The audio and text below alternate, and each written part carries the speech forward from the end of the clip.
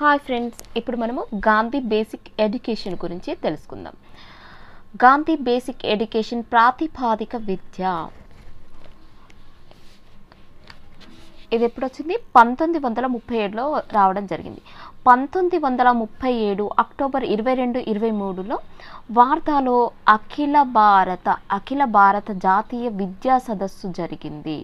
ఏ సదస్సు జరిగింది? అఖిల భారత జాతీయ విద్యా సదస్సు జరిగింది. ఎప్పుడు జరిగింది? 1937 అక్టోబర్ 22, 23న అఖిల భారత జాతీయ విద్యా సదస్సు జరిగింది. ఎక్కడ జరిగింది? వార్ధాలో జరిగింది. ఈ సదస్సులో బేసిక్ విద్యా విధానం గురించి 4 తీర్మానాలు చేశారు. ఈ సదస్సులో బేసిక్ విద్యా విధానం గురించి ఎన్ని తీర్మానాలు చేయడం జరిగింది? 4 తీర్మానాలు చేశారు గాంధీజీ గారు. ఓకేనా ఫ్రెండ్స్? అయితే ఫస్ట్ వచ్చేసి ప్రాథమిక విద్యకు పునాది. మొదటిది ఏంటిది? ప్రాథమిక విద్యకు పునాది. దేశంలోని బాలబాలికలందరికీ నిర్బంధ ఉచిత ప్రాథమిక విద్యను కల్పించడం. దేశంలోని బాలబాలికలందరికీ నిర్బంధ ఉచిత ప్రాథమిక విద్యను కల్పించడం.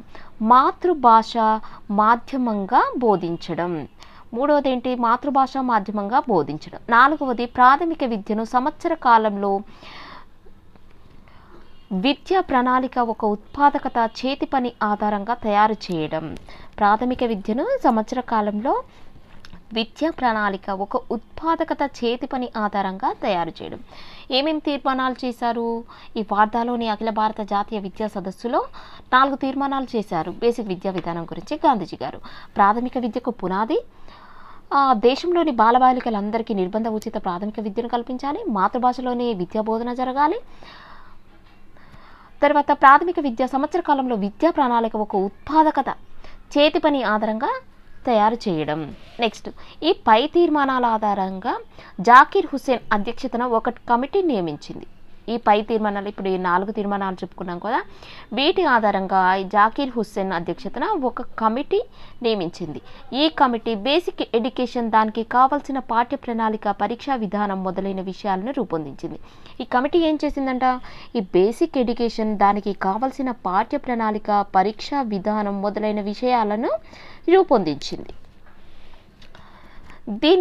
దీనినే తరువాతి కాలంలో 1945లో నయా తాలీం అని అమలు చేశారు.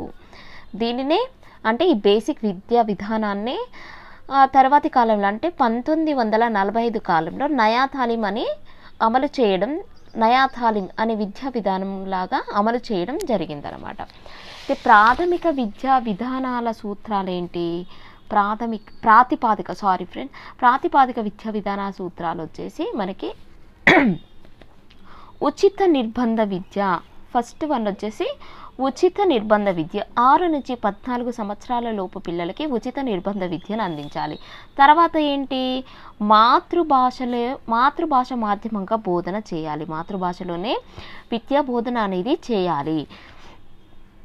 నెక్స్ట్ వచ్చేసి వృత్తి కేంద్రంగా విద్య ఉండాలి. వృత్తి కేంద్రంగానే విద్య ఉన్నట్లయితే మనము ఏ విధంగానైనా ముందుకు సాగొచ్చు, ఉపాధి కల్పన ఎక్కువగా ఉంటుంది అనే ఉద్దేశంతోనే వృత్తి కేంద్రంగా విద్య ఉండాలి. నెక్స్ట్ వచ్చేసి స్వయం పోషకత్వం, అభ్యసిస్తూ సంపాదించడం. నెక్స్ట్ ఏంటి? 4th వన్ స్వయం పోషకత్వం అంటే సంపాదిస్తూ అభ్యసించాలి. ఏదైనా పని చేస్తూ మనము చదువుకోవాలి, చదువుతూ సంపాదించాలి అనేది గాంధీజీ బేసిక్ విద్యా విధానంలోని సూత్రాలు. నెక్స్ట్ వన్ వచ్చేసి ఆదర్శ పౌరసత్వంను పెంపొందించాలి. నెక్స్ట్ వచ్చేసి ఇల్లు, సమూహం, పాఠశాల ఈ మూడింటి మధ్య సమన్వయంతో మన బోధనా విధానాలు ఉండాలి అనేది చెప్పడం జరిగింది.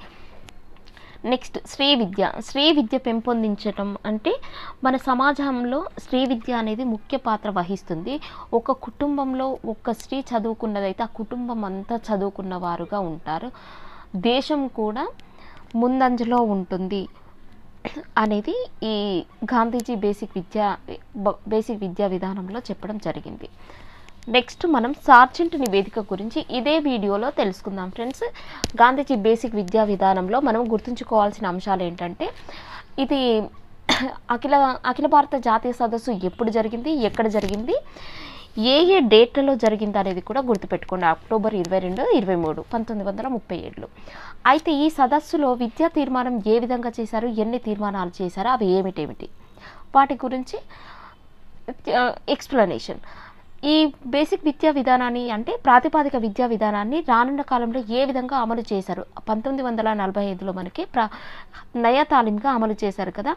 ఎవరి అధ్యక్షతన ఈ కమిటీ ఏర్పడి అమలు చేయడం జరిగిందంటే జాకిర్ హుస్సేన్ అధ్యక్షతన ఈ కమిటీని నియమించి బేసిక్ ఎడ్యుకేషన్, దానికి కావాల్సిన పాఠ్య ప్రణాళికల్ని, పరీక్షా విధానాలని మొదలైన విషయాలని కూడా రూపొందించారు. దీని తర్వాత కాలంలోనే నయా తాలీం అని అమలు చేయడం జరిగింది. ప్రాథమిక విద్యా విధానాల సూత్రాలు ఏ విధంగా ఉన్నాయి, అవి ఎన్ని రకాలుగా ఉన్నాయి, ఉచిత విద్య అంటే ఏంటి, మాతృభాష మాధ్యమంగా ఏ విధంగా ఉంటుంది, వృత్తి కేంద్ర విద్య అంటే ఏంటి, స్వయం పోషకత్వం అంటే ఏంటి, ఆదర్శ పౌరసత్వం, ఇల్లు, సమూహం, పాఠశాల మధ్య సమన్వయం ఏ విధంగా ఉంటుంది, స్త్రీ విద్య పెంపొందించడం ద్వారా మనకు కలిగే లాభాలు ఏంటి అనేవి మనము ఈ విద్యా విధానంలో తెలుసుకోవడం జరిగింది. ఫ్రెండ్స్, మనం నెక్స్ట్ సార్జెంట్ నివేదిక గురించి తెలుసుకుందాం.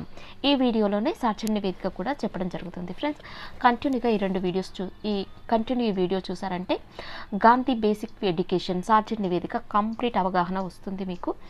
ఎక్కడ స్కిప్ చేయకుండా చూడండి ఫ్రెండ్స్. స్కిప్ చేశారంటే బిట్సే కాదు, కొన్ని పాయింట్స్ మిస్ అయినా కూడా అందులోంచి బిట్ వచ్చే అవకాశం కూడా ఉంటుంది.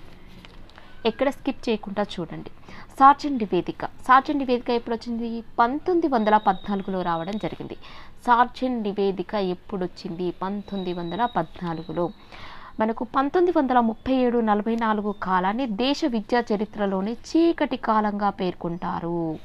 మనకు 1937 నుంచి 44 వరకు ఉన్న కాలాన్ని దేశ విద్యా చరిత్రలు, దేశ చరిత్రలు కాదు ఫ్రెండ్స్, దేశ విద్యా చరిత్రలు, ఇది గుర్తుపెట్టుకోవాలి మనం. 1937-44 కాలాన్ని దేశ విద్యా చరిత్రలో చీకటి కాలంగా పేర్కొంటారు. విద్యారంగంలో ఏర్పడిన సంక్షోభాన్ని నివారించుటకు సర్ జాన్ సార్జెంట్ అధ్యక్షతన కేప్ ఈ కమిషన్ను నియమించింది. మన విద్యారంగంలో ఏర్పడిన సంక్షోభాన్ని నివారించుటకు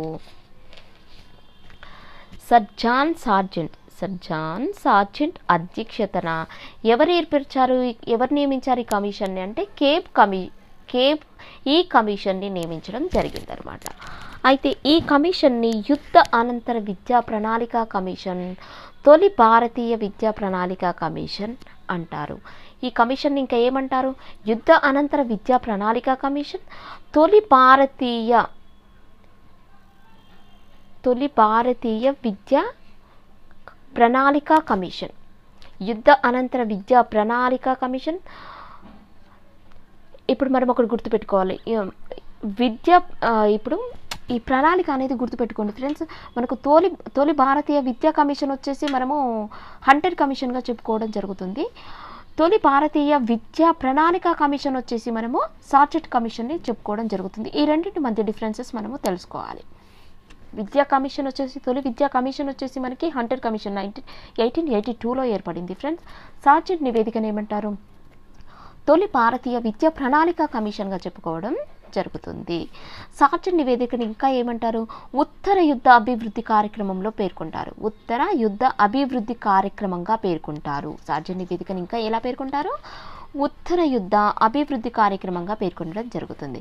అయితే ఈ సార్జెంట్ నివేదికలో ఏమేమి సూచనలు ఇచ్చారంట? సూచనలు ఏ విధంగా ఉన్నాయో తెలుసుకుందాం మనం.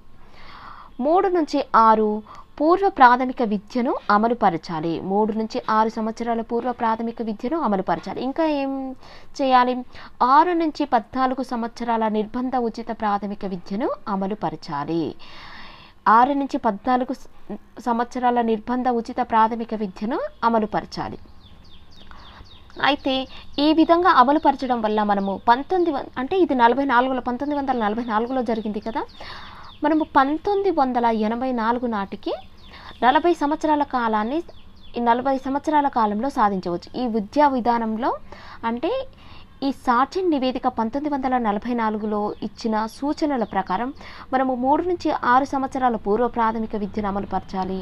అదేవిధంగా 6 నుంచి 14 సంవత్సరాల నిర్బంధ ఉచిత ప్రాథమిక విద్యను ఈ విధానాన్ని అమలుపరిచినట్లయితే మనము 1984 నాటికి అంటే ఈ 40 సంవత్సరాల కాలంలోగా మనం పూర్తి విద్యని 100% విద్యని సాధించవచ్చు అని ఈ సార్జెంట్ చెప్పడం జరుగుతుందన్నమాట. అయితే ఉన్నత ప్రాథమిక స్థాయిలో 2 రకాల కోర్సులు ప్రవేశపెట్టాలి. ఏంటవి? విద్యా సంబంధమైన కోర్సులు, సాంకేతిక సంబంధమైన కోర్సులు. మనము ఉన్నత విద్యా స్థాయిలో 2 రకాల కోర్సులు ప్రవేశపెట్టాలి. విద్యా సంబంధమైన కోర్సులు, సాంకేతిక సంబంధమైన కోర్సుల్ని ప్రవేశపెట్టాలి. నెక్స్ట్, భారతీయ విశ్వవిద్యాలయ విరాళాల కమిటీని ఏర్పాటు చేయాలి. ఇంకా ఏం చేయాలి? భారతీయ విశ్వవిద్యాలయాల విరాళాల కమిటీని ఏర్పాటు చేయాలి. గ్రాంట్ కమిషన్ అన్నమాట, ఏర్పాటు చేయాలి. 10 నుంచి 40 సంవత్సరాల వయోజన విద్యా కార్యక్రమాలు అమలు చేయాలి. ఈ కార్యక్రమాలు అమలు చేయడానికి ప్రతి గ్రామంలో గ్రంథాలయాల ద్వారా మనము వయోజన విద్యను సాధించవచ్చు అని చెప్పడం కూడా జరిగిందనమాట. శారీరక మానసిక వికలాంగుల కోసం ప్రత్యేక విద్యా సంస్థలు స్థాపించాలి. ఈయన చాలా ఇంపార్టెంట్ విషయాలు చెప్పారు ఫ్రెండ్స్, ఖచ్చితంగా గుర్తుంచుకోండి. మనకు ఇప్పటి వరకు కూడా ప్రత్యేక విద్య గురించి ఏ కమిషన్ కానీ ఎవ్వరు కూడా చెప్పలేదు ఫ్రెండ్స్. మనకు సార్జెంట్ కమిషన్లోనే ఇది రావడం జరుగుతుంది. సార్జెంట్ నివేదికలో ప్రత్యేక విద్య గురించి చెప్పారు. శారీరక మానసిక వికలాంగుల కోసం పిల్లల కోసం ప్రత్యేక విద్యా సంస్థలను స్థాపించాలి అనేది మనకి సార్జెంట్ గారు చెప్పడం జరిగింది. ఇంకా ఏం చెప్పారు? ఉపాధ్యాయ శిక్షణ కేంద్రాలు అభివృద్ధి పరచాలి. మనకు ఉపాధ్యాయ శిక్షణ కేంద్రాలు అభివృద్ధి పరచాలి. ఇంకా మధ్యాహ్న భోజనం గుర్తుంచుకోండి. మధ్యాహ్న భోజనం గురించి కూడా ఏ కమిషన్ కానీ ఏ కమిటీ కానీ ఎక్కడా చెప్పలేదు. మనకు మధ్యాహ్న భోజనం గురించి తొలిసారిగా చెప్పిన కమిషన్ చెప్పిన నివేదిక ఏంటి అని అంటే మనకు సార్జెంట్ నివేదికగా చెప్పుకోవచ్చు. 1944లో వచ్చింది. మధ్యాహ్న భోజన పథకాన్ని ఏర్పాటు చేయాలి. అంటే ఈ వెనుకబడిన వారి పిల్లల్ని మనం వాళ్ళకి విద్య అందించడం కోసం అప్పుడు చిన్న పిల్లల్ని కూడా పనిలోకి పంపించేవాళ్ళు కదా. ఈ పని ఒక్క పూట చేసినా కూడా మనకు భోజనం వస్తుంది అనే ఉద్దేశంతో పిల్లల్ని పనిలోకి పంపించేవాళ్ళు, పాఠశాలకి పంపించకుండా. మనం అదే పాఠశాలలో మధ్యాహ్న భోజనం అమలు చేసినట్లయితే ఆ భోజనం కోసమైనా కూడా పిల్లలు చదువుకోవడానికి వస్తారు కదా అనే ఉద్దేశంతో ఈ సార్జెంట్ గారు ఈ మధ్యాహ్న భోజన పథకాన్ని ఏర్పాటు చేయాలి అని చెప్పడం జరిగింది. అదేవిధంగా 1947 నాటికి అక్షరాస్యత, ఇంక ఇవన్నీ చేయడం ద్వారా మనకి ఈ 1984లోగానే ఈ 40 సంవత్సరాల్లోగా 100% అక్షరాస్యత సాధించవచ్చు అని చెప్పారు ఈ సార్జెంట్ గారు. కానీ మనం ఇవన్నీ సరిగ్గా అమలు చేయలేదు. ఈ భారతీయులు ఏమన్నారు? మా హ్యాండ్ ఓవర్లోకి వస్తే మేమే అన్ని రోజులు కూడా అవసరం లేదు, మేము ఒక 10 సంవత్సరాలు 15 సంవత్సరాల్లోనే మేము 100% విద్య సాధించగలుగుతాం అన్నట్టుగా చెప్పడం జరుగుతుంది అనమాట. అయినా కూడా మనము 1947 నాటికి అక్షరాస్యత ఎంత ఉంది? 14%గానే ఉంది. ఓకే ఫ్రెండ్స్, మనకు ఈ నివేదిక అనేది చాలా చాలా చాలా చాలా ఇంపార్టెంట్ ఫ్రెండ్స్. ఇందులో చాలా ఇంపార్టెంట్ విషయాలు ఉన్నాయి. మనము ఇందులోంచి చాలా నేర్చుకోవచ్చు. ఈ విశ్వవిద్యాలయ సార్జెంట్ నివేదిక ఏమేమి ఇవ్వడం జరిగింది, ఏమేమి సూచనలు ఇచ్చారు, ఈ సూచనలు అయితే చాలా ఇంపార్టెంట్ ఫ్రెండ్స్. పూర్వ ప్రాథమిక విద్య గురించి ఎవ్వరు కూడా మనకు చెప్పలేదు. అదేవిధంగా మధ్యాహ్న భోజన పథకాన్ని గురించి కూడా ఎవరు మనకు చెప్పలేదు. ప్రత్యేక విద్యా విధాన సంస్థలను ఏర్పాటు చేయాలని కూడా ఏ నివేదికలో కానీ ఏ కమిషన్లో కానీ ఇప్పటి వరకు స్వాతంత్ర పూర్వ కమిషన్లలో ఇప్పటి వరకు ఏ కమిషన్లలో కూడా రాలేదు. మనము ఈ విద్యా కమిషన్ మీకు ఎవరికైనా అర్థం కాకపోతే మళ్ళీ రిటర్న్ వెళ్ళి మళ్ళీ ఒకసారి ఈ వీడియో వినడానికి ట్రై చేయండి ఫ్రెండ్స్. ఇందులో చాలా ఇంపార్టెంట్ మ్యాటర్ ఉంది, ఖచ్చితంగా వినండి ఫ్రెండ్స్. ఎక్కడ స్కిప్ చేయొద్దు, కంటిన్యూగా వినండి. నా ఎక్స్ప్లెనేషన్ ఎవరికైనా నచ్చినట్లయితే షేర్ చేయండి, లైక్ చేయండి, సబ్స్క్రైబ్ చేసుకోండి. Thank you friends. ఇలాంటి వీడియోలు చాలా చేస్తాను. నెక్స్ట్ వీడియోతో మీ ముందుకు వస్తాను. Thank you.